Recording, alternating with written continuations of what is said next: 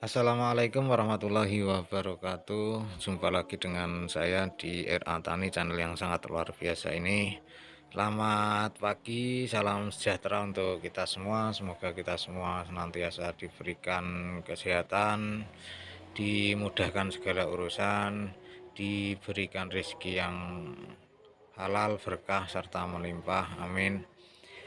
Nah, pada kesempatan ini kita sharing-sharing saja. Nah, barangkali ada di antara teman-teman yang sedang mencari peluang usaha di pedesaan, khususnya bagi teman-teman yang tinggal di pedesaan dan mayoritas penduduknya itu bekerja atau beraktivitas sebagai petani padi, maka tidak ada salahnya bagi teman-teman yang hidup di pedesaan dengan mayoritas penduduknya petani, pekerjaannya itu melirik usaha yang satu ini, yaitu usaha giling padi. Karena menurut saya usaha ini sangat prospek sekali, ya, sangat prospek sekali, tidak ribet, tidak sulit. Nah, cukup beli alatnya, ada tempatnya, kemudian dengan wilayah yang banyak petani yang menanam padi, dengan hasil panen padinya itu kita sudah bisa melakukan proses usaha jasa giling padi. Nah, jika potensi yang tadi itu sudah ada, maka yang perlu disiapkan untuk memulai usaha jasa giling padi itu yang pertama tentu saja yaitu niat dan keinginan yang kuat untuk memulai usaha jasa giling padi ini.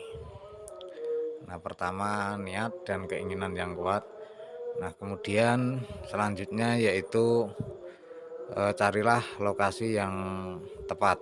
Nah, lokasi yang tepat itu biasanya ada di pinggir-pinggir kampung yang tidak terlalu dekat dengan pemukiman, karena sedikit banyak ini nanti akan mengganggu lingkungan sekitar. Nah, seperti suara yang bising, kemudian debu-debu dari proses penggilingan padi ini juga akan mengotori lingkungan sekitar. Nah, jangan sampai teman-teman mendirikan usaha jasa giling padi itu di tengah-tengah kampung. Nah, ini nanti akan mengganggu masyarakat atau lingkungan sekitar. Nah, cari lokasi yang tepat, yaitu biasanya di pinggir-pinggir kampung yang tidak terlalu dekat dengan pemukiman.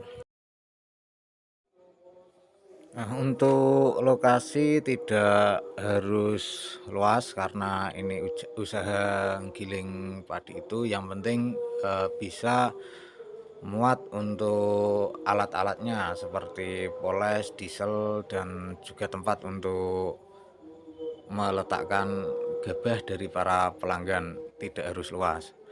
Tapi kalau untuk skala produksi beras itu harus lahan yang luas, karena nanti harus ada gudang, harus ada tempat jemuran dan lain sebagainya. Itu lebih menggunakan lahan yang luas. Tapi kalau untuk jasa giling padi itu tidak luas, tidak apa-apa, karena kita tidak butuh tempat untuk jemuran, juga tidak butuh tempat untuk gudang. Yang penting untuk alat-alatnya dan juga gabah yang datang dari para pelanggan itu ada tempatnya, itu saja, tidak harus luas, tidak harus luas. Nah, kalau teman-teman tidak punya lahan di pojok atau di pinggir kampung itu bisa nyewa dulu lah. Biasanya lahan di pedesaan apalagi yang agak minggir itu kan sewanya tidak mahal, murah lah. Untuk usaha jasa giling padi itu melihat prospek yang bagus dengan sewa lahan yang murah, itu saya kira masih oke lah. Nah, kemudian selanjutnya yaitu modal. namanya usaha juga harus dengan modal sedikit banyaknya. Nah, untuk modal itu sesuaikan dengan budget saja. Untuk giling padi ini yang punya ini itu hanya dengan menggunakan mesin polisher dan diesel, satu mesin polisher dan diesel. Nah, tidak menggunakan PK. Ini sudah cukup untuk memulai usaha jasa giling padi kecil-kecilan. Nah, untuk harganya yang baru N70 seperti ini itu sekarang sekitar 9 jutaan, tergantung mereknya. Itu sebenarnya speknya sama, cuman bahan platnya saja yang berbeda, ada yang tipis, ada yang lebih tebal kalau agak mahal. Kemudian diesel itu sekarang yang baru untuk yang standar itu kurang lebih ya 7 jutaan lah. Jadi 9 tambah 7 juta itu sekitar berapa ya, berarti 16 juta itu sudah punya alat poles ini dan dieselnya tanpa menggunakan PK. Tapi bagi teman-teman yang modalnya mungkin minim, bisa cari yang bekas-bekas saja, yang kondisinya masih bagus. Yang penting kondisinya itu masih bagus dan bisa beroperasi dengan baik ketika dijalankan. Nah, karena ini jasa giling padi itu tidak seperti modalnya, itu tidak seperti ketika kita itu ingin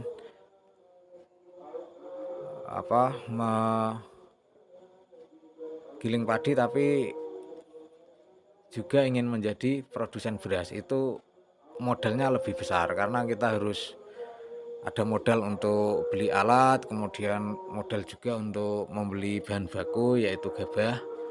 Itu modalnya lebih besar kalau untuk usaha produksi beras. Tapi kalau untuk jasa itu lebih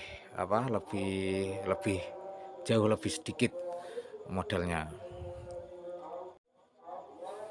Ya, mungkin untuk persiapannya cukup itu saja. Ketika memang benar-benar potensinya itu sudah ada, maksudnya di wilayah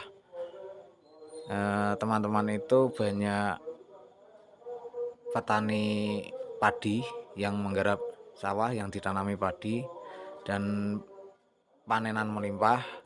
Itu mungkin yang perlu disiapkan hanya itu, niat, kemudian lokasi yang tepat, dan modal untuk membeli alatnya itu. Nah, setelah itu lakukan pelayanan yang baik terhadap pelanggan. Jangan sampai giling padinya maunya sekarang tapi diproses besok atau besoknya, itu bisa kapok nanti pelanggannya. Pelayanannya maksudnya harus memuaskan, harus baik kan, seperti itu. Nah, untuk kendalanya misalnya seperti kerusakan pada mesin itu ya nanti bisa dipelajari sambil berjalan. Nah, lama-lama teman-teman juga akan tahu cara kerja mesin itu seperti apa. Yang penting mulai dulu saja lah. Mulai dulu ketika potensinya sudah ada, sudah membeli alat, sudah mencari lokasi yang tepat, ya mulai saja lah. Nanti kalau ada kesulitan, solusinya ya dicarikan sambil jalan usahanya. Nah, sedangkan untuk resikonya itu menurut saya hampir tidak ada ya, karena ini kan jasa giling padi. Jadi ketika mesin itu bekerja berarti kita dapat income, kalau tidak bekerja ya kita tidak rugi karena asetnya itu kan masih ada. Beda dengan untuk produksi beras, giling padi untuk produksi beras itu lebih ada resiko kerugian. Misalnya gabah harga sekian kita proses ternyata berasnya tidak nutup atau tidak jadi.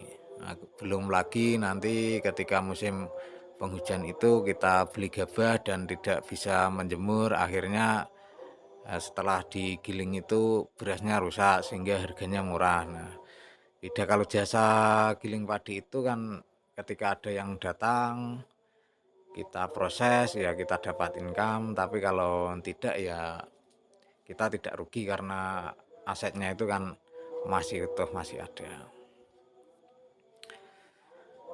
Nah, langsung saja bagi teman-teman yang di tempat tinggalnya itu banyak potensi petani yang menanam padi dan hasil panen melimpah, tidak ada salahnya teman-teman melirik usaha yang satu ini. Mudah-mudahan berjalan dengan baik, berkembang dan sukses. Nah, mungkin cukup sekian teman-teman sharing kita hari ini. Mudah-mudahan bermanfaat bagi teman-teman dan terima kasih telah menonton video ini. Sampai ketemu lagi. Wassalamualaikum warahmatullahi wabarakatuh.